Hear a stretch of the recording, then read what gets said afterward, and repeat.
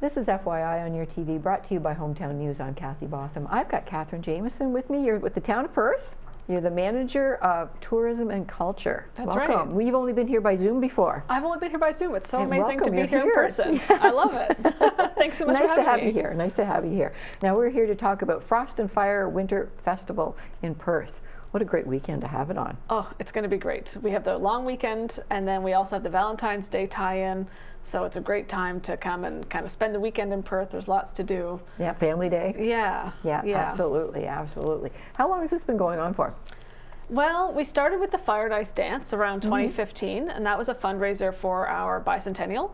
And then we continued that for a few years, and then in 2020, we evolved it into a weekend-long festival. And it's changed a little bit with the pandemic and over time, but it's kind of been as Frost and Fire Winter Festival since February 2020. It's nice to see something going on too. Like it's January, you sort of got through like a blah month. It was right after Christmas and everything like that. People are ready to get out there, even out in the cold. Yeah, yes. It's a great time to celebrate winter, and you know, we love doing the dance, but it's fun to do this stuff during the day as well because it helps, you know, gets people out to the businesses and supports the local economy a bit better, and gives something to do and a good excuse to visit Perth in the colder months. That's right. Middle of February, you must have seen some different weather. Yes, we have. But you know what? Overall, we've lucked out. Yes. Knock on wood. Good, good. Well, let's keep that up because you've got lots of outdoor stuff as well as indoor stuff going on. We do. If you're not an outdoor enthusiast, but you still want to participate too. Yes. So starts on the Friday night? Yes, Friday night, the Perth Enrichment Program, PEP, has a trivia night. That'll be at the Crystal Palace. It's a fundraiser for them. I think it sold out last year. People can reserve by the table and get your teams together and see how much you know against your peers. Yes, really. I love the Crystal Palace. It's so pretty. You know, in the wintertime, the summertime, every time, like just looking outside and everything, it's just beautiful. But that's just a wonderful venue for you guys in Perth. Thank you, I love it too. Yep, comedy and Indian food at Perth Brewery. Yes, yeah, we're excited. Perth Brewery's got a couple of things going on over the weekend. The comedy night with Indian food on the Friday, and then on the Saturday, they've got a barbecue. I think it's Garvin Barbecue is there in the afternoon. They've got some live music too. Nice, nice. Now Saturday, you've got lots of outdoor stuff going on. Yes, so the big thing on Saturday is the Tubing Hill returns. We started that last year. It was amazing. So we're bringing that back. We learned a lot last year, so we're going to make some improvements. And the laser tag is back in that area too. So those are both kind of like big outdoor family fun activities. You always learn from your last event, you know, and activities always. And everything like that. Do you have to bring a tube, or are there tubes there? We have tubes there. We have tubes there. If you have a tube and you want to kind of speed things up for yourself, you can bring a tube. But it's only tubes on the Saturday, no sleds or anything like that. We want to keep the surface nice and smooth. What time is this all happening? The main activities for the event on Saturday are from 10 to 4. 10 to 4. Yeah. All right. Now you have a vendor market, but are you back in the Crystal Palace for that? Vendor markets at the Crystal Palace, yes. So there'll be, I should have counted, but I think it's about 25 vendors. It's bigger than we had last year. Last year, all the vendors but one were inside. This year, we're going to have 6 vendors outside as well as the vendors indoors. Wow. Mostly local artisans and local food. Salmon River Sugarbush will be back with taffy on snow, maple taffy. Yeah, we love having them there. It's always fun. Yes. And they're usually right by the door, so everyone comes into the vendor market with sticky fingers, but luckily that hasn't been a problem. And Top Shelf will be serving alcohol inside the palace as well. Excellent, excellent. Now you got chainsaw demonstrations. Is that going on at Crystal Palace? Actually, that one I think is going to be on Harriet Street too. We're still sort of figuring out the best place for them, but I think they'll be on Harriet Street. Yeah, that's fun. And then people who are waiting in line for the Tubing Hill can watch those demonstrations, and they'll be selling their sculptures as well. Nice. That'll be Against the Grain is doing the chainsaw demonstrations, and that's new to the festival this year. I'm excited to see it. Yes, absolutely, absolutely. Crafts and activities at Perth Museum with Early On? Yeah, Early On, that's the Children's Resources on Wheels group. They've partnered with the museum several times for events like this. They bring their own craft. I think they're doing 10 to 1 at the museum, and then we'll have our own museum crafts from 1 to 4. But it's a great partnership, and they always have come up with something good. Great, great, great. Now bring your own sled to Conlon Farm. I know the hill there. Yeah, the hills there is amazing. Yes. We're not going to have any staff down there, but if people are coming for the weekend, like definitely bring a sled and head to Conlon Farm at some point over the weekend. All It's a right. great hill. And you're really close to where skating's happening behind the fire hall. Yeah, skating will be behind the fire hall. That's the Perth Fire Dogs organize that rink. And then there's also skating at the community center. I think there's free skates Saturday evening and Sunday just after lunch, I believe. Okay. And I think there'll be a free swim on the Monday as well. A free swim on the Monday as well, too. Excellent, excellent. All right. Sunday, you've got the Tables Multicultural Food Fair going on. Yeah, that event's been gone, I think, a couple of years now, but it's the first time they're going to kind of bring it in as part of the festival.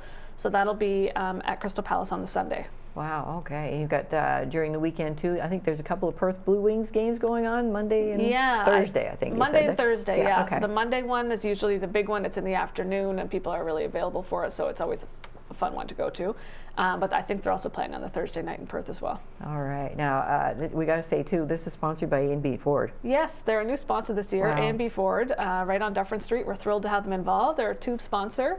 They're going to be bringing 2 vehicles on site, giving away free water. They've got some games for people to play, a warming station, and I think they've got a couple of freebies to hand out too. So Excellent. yeah, Excellent. we're Good excited for them. that partnership. Absolutely, absolutely. It's also supported by the volunteers from the Civitan Club of Perth, Yes. the First Drummond Scouting, Glad Tidings Church, and Project Trauma Support. That's right. Civitan Club is coordinating some volunteers at the Crystal Palace for the vendor market. They're also running a Valentine's high tea at their location. I think it's from 2 to 4 in the afternoon, $45 per ticket, if I remember correctly. And then Project Trauma Support, they're rounding up some volunteers to help us at the Hill. Which would be amazing. First Drummond Scouting and Glad Tidings are running the campfire for us. I think Glad Tidings Wow. is giving out hot chocolate for the first half of the day, and the Ventures from First Drummond Scouting will be helping with a marshmallow station, so people can roast marshmallows. All right. Now, you, I looked at your, I don't know if it was a Facebook page or you have a website? Maybe Yep, it was on the website. perth.ca/frost-and-fire. Okay, because we've talked about a few things that might surprise people, too. Yes. Yeah, so not everything's listed in Not there. everything. So most of the stuff that I've mentioned is on the website now, just as of this morning, and we're going to continue adding to the website between now and the event, because I know we've got several businesses involved so far, but I Yes. think we'll get more as the day approaches. So we'll continue adding that information too. All right. Well, I'll read quickly the participating businesses as well, Sure. too, because what they need to be noted. Jabrizi's Donuts. They'll have heart-shaped donuts and themed specials. Hungry 7. 1827 Wine and Cheese Lounge, Penny's Place, and the Rito Candy Shop are all offering Valentine's Day specials. Northfolk Cafe is having a coloring contest. A Dab of Ink is offering 50% off piercings and Valentine's Day flash for walk-ins. That's something for a date night, isn't it? On Yeah, Valentine's Day? and you know that's their first time participating in the event, so Yeah, good for I'm them. excited to see it. Yeah. Top Shelf, like you say, we're going to be back at Crystal Palace. Perth Brewery has Garvin Barbecue serving food and live music. Civitan Club of Perth has the Valentine's High Tea. Yeah, that's Yes. going to be a lot of fun. Oh, wow, that's great. Okay, the Plaid Cow and Miss Penny's Closet have themed promotions. EcoBoo, did I say it? EcoBoo, yes. EcoBoo, and they're having a draw at their new location.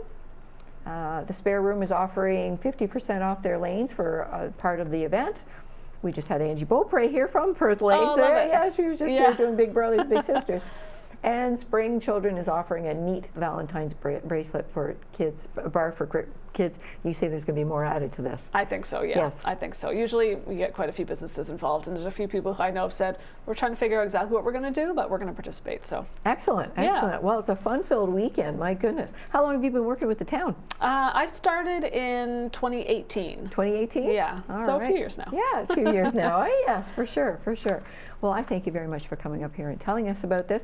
How do people learn more? I know you said you had a website. How do people get a hold of you? Where would they Yes. learn more? So the easiest place is perth.ca/frostandfire.